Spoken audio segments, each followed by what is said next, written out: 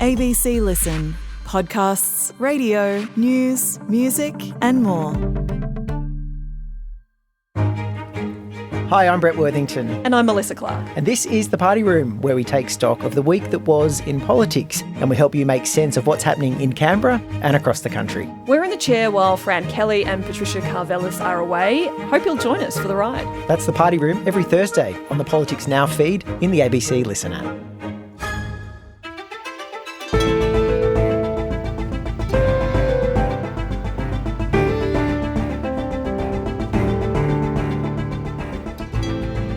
First there were millionaires, then came the billionaires.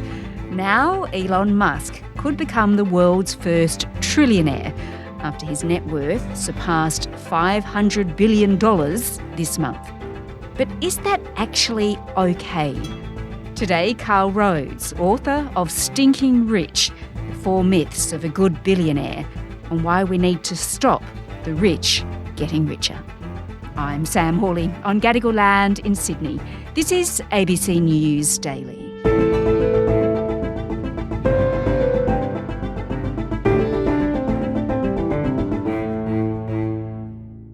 Carl, this month, Elon Musk achieved what no one has ever done. He became the first person ever to be worth $500 billion. It's a lot of money. It is an unfathomable amount of money. And even more astounding, he's projected to become the first trillionaire by 2033. So it hasn't stopped now. This is a road. And he's, outstripping everybody as the wealthiest man that has ever been in the world. It's quite astounding and very worrying, I would add. Well, he's got his finger in a few pies, of course. There's Tesla, SpaceX, he's got X. Yep. So they're all doing pretty well, obviously. They're all doing pretty well. I mean, he obviously has some stamina to be able to do all that. I mean, until recently, he was heading up a major project for the US government with the Department of Government Efficiency. So he seems to spread himself pretty thin. But, the shareholders of these companies seem to have a lot of faith in him and reward it incredibly handsomely, as we've seen recently with his recent payout from Tesla endorsed by the board, as well as more recent announcements about his remuneration. He holds a lot of stock in his own companies, doesn't he? That kind of makes him somewhat unique. CEOs in the past haven't really controlled so much of a company. No, and if you listen to him talk about his stock holdings, he's quite keen to say that the reason he wants all of this stock is not necessarily for wealth. He doesn't seem like a particularly materialistic person, but more he wants to have enough shareholding to give him the power not to have to respond to the demands of other shareholders, particularly activist shareholders. So it's about money on the one hand, and there's a lot of it, but perhaps even more so, it's about power, because no one can spend that amount of money. There's no material benefit from having $500 billion. In many ways, this is about power as much as it is about money. I'm still very much like a technologist who, I just work a lot, and then my recreational activity is hanging out with friends and family and playing video games. It's like I don't have any yachts or holiday homes or anything. And Carl, we've had very successful or rich people before. The Microsoft founder, of course, Bill Gates, He always pops into your mind. He was up the top of the tree for a while. Yep. But this seems like it's on a whole new scale. And that really is, isn't it, because of the tech sector? You actually describe it as the golden age for billionaires. Just explain what you mean. Yeah, I mean, Bill Gates was a kind of forerunner in the tech sector. Obviously, that was more about personal computing. But that's really changed now with tech billionaires and the tech industry more broadly, which Elon Musk is part of, but also, Mark Zuckerberg comes to mind, particularly Jeff Bezos and others, where you've had this massive growth in an industry which has, benefited greatly from globalization, from lack of significant regulation. But also this is a business that tends it to a kind of oligopolistic market, particularly when it comes to social media. So you've seen a whole massive extension recently of exactly what excessive wealth can mean. And the other thing too is with it has come a fairly unabashed expression of this wealth. You think these people might be afraid that people would come chasing them with pitchforks, but instead, a lot of people celebrate this extreme wealth.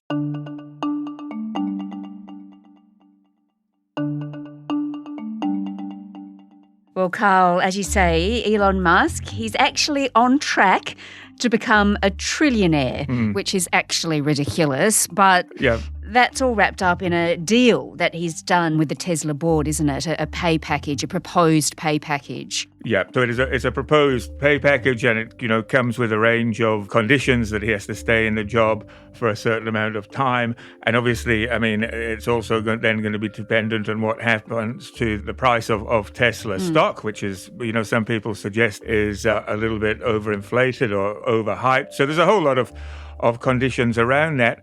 But again, the board of Tesla seem to put so much faith in him that it's him and him alone who can ensure that Tesla will be successful, as if all of the other people who work there have nothing to do with it. Well, Carl, let's look then more deeply at this ethical dilemma around the fact that very few people have accumulated so much of the world's wealth. Now, Pope Leo, he's even spoken about this news that Musk could become a trillionaire. He was asked by an Italian newspaper, and he said along the lines that, what does that even mean? And if that's what we value, we're in big trouble. And it is hard to disagree with him. And the top 1% wealthiest people in the world own just about 50% of the world's wealth. It's really quite incredible. And Elon Musk, again, is the extreme example. But, the amount of billionaires is increasing every year. 2024 alone, billionaire wealth collectively grew by $2 trillion. But meanwhile, other people suffer as a result of that. You don't have to be of the Catholic faith to understand what he's saying and what the serious problems are, ethically in one sense, but also politically.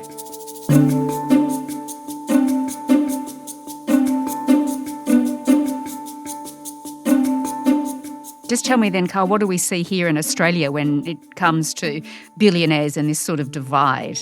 Well, the United States is always the extreme example, and then other countries around the world, like Australia, going in a similar direction, but not extreme. But there are 161 billionaires in Australia. That was up from 150 a year ago. So the issue, I think, broadly, you have billionaires who there's more and more of them. But for ordinary citizens, we see a time where wage growth has relatively stagnated. Australia, on average, we're the fourth richest country in the world. But at the same time, economic inequality is getting worse year by year. And I think the problem here is that there might have been a time where we thought of economic inequality in terms of poverty and people really suffering in a kind of destitution. That's still a significant problem. But today, inequality is a middle-class problem as well, especially for younger people. People with trades, people with university education and good jobs, they can't afford to buy houses, they're suffering cost of living, they're suffering from intergenerational inequality. And increasingly, they're deciding not to have children because they can't afford it. So inequality is a problem for a much broader part of society today than it's ever been. And that's a real problem for us in this country. All right. Well, I've seen that you have described this sort of wealth as gross. Yes. There is a flip side to that argument, though, isn't there? Because we live in a capitalist society, and if someone is a successful businessman or businesswoman, they're rewarded for that. And they should be, shouldn't they? I absolutely think that they should. I think the question is, we do live, one would hope at least, in a democratic society that's supported by a capitalist economy. And so I think people should be rewarded for hard work and should be rewarded for business success. But the question for economic justice is how much should they be rewarded? And the problem that we've had, going over the last 40 years, that people who are successful in business are being rewarded more and more and more and more. And people who are doing more ordinary jobs are not being rewarded more at all. So the question is how much inequality is right so that you can still motivate and provide incentive for people to want to do well without creating, massive inequality problems for everyone else. And I think we've just gone way too far. So yes, some inequality is needed, but not this much. Yeah, but also some of these billionaires, Bill Gates, for instance, with the Gates Foundation, he donated $8 billion in grants last year alone. That's a lot of money. In many cases, there is a big growth in billionaire philanthropy. But the other argument could be that Bill Gates gives away a lot of money. He's not put himself in the poorhouse by any means. The other problem with this kind of philanthropy is that, if you look at Bill Gates, who, his foundation's biggest contribution is to world health. But why should a private individual with no democratic accountability be able to make these decisions of world health, make decisions of a political nature? And it's fine if we happen to agree with what they're doing. But what if billionaires are using wealth for a different purpose? Elon Musk using his wealth to manipulate the elections in the United States. You see him interfering in the UK with promoting Tommy Robinson. Congratulations. Congratulations, Tommy, on putting together an amazing event and really rallying the people of Britain. Elon, none of this could have happened without you giving the... You see him intervening in Germany in terms of, again, right politics. I'm very excited for the AfD, and I think you're really the best hope for Germany. You have these billionaires, and some of them might do things we agree with, and some of them might do things we think are really terrible. But why should they decide? There's no accountability on their part. They only get to decide because they're rich. That sounds more like feudalism than democracy to me.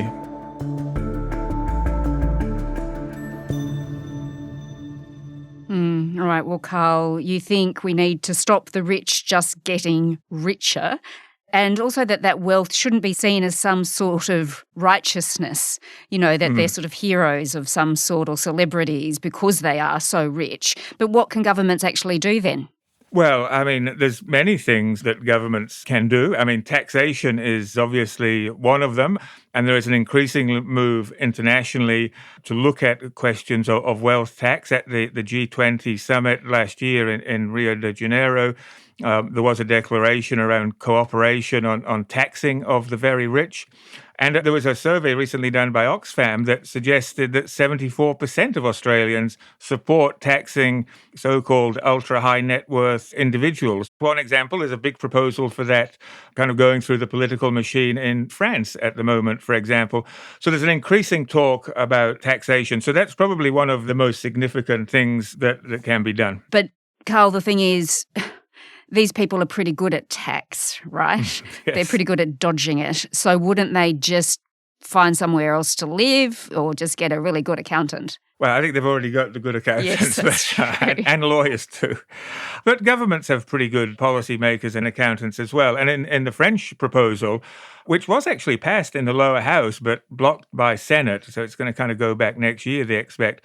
But they also included exit taxes. So if a person decides to leave France because they're not happy with this and go and live somewhere else, a tax haven somewhere, then they would have to pay tax on the assets they took with them as if they were sold. So there are ways of doing this as well. All right. So, Carl, if we do just let capitalism do its thing and we have Elon Musk become the first trillionaire, and then, of course, we will see others follow for sure, Yep. What happens? What happens if we just allow this to keep going, to let the rich get really, really, really rich? Well, the real danger here is that if you have a society where economic inequality is worsening, that also leads to social instability and it leads to political instability. And you have this kind of sense of economic disenfranchisement amongst the population, which can lead to very difficult things politically, particularly if we look around the world now